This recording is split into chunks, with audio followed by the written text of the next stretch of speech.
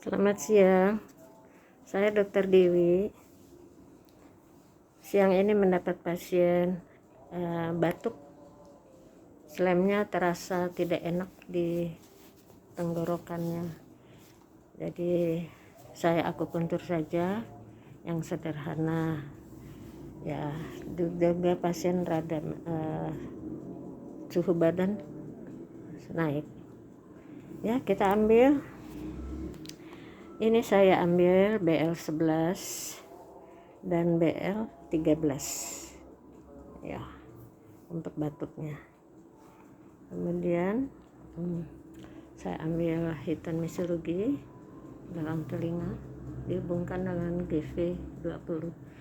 Karena tenggorokannya tidak enak, saya ambil juga bagian depan di titik CV di antara dua tulang selangkah. Ini titiknya. Oke, kita tunggu sebentar ya, masih di stimulator. Ya, kita tanya pasiennya gimana sekarang rasanya? Udah lebih seger ini, udah lebih enak. Lebih enak ya?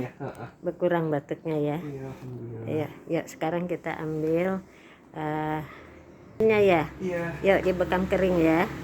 Ya, sudah. Ternyata pasien sudah enak, sudah tidak terdengar lagi batuknya. Tapi pasien masih pengen dibuang anginnya. Ya, karena pasien suka keluar malam dan mungkin masuk angin. Jadi kita buang saja dengan bekam kering. Ya. Oke. Baik.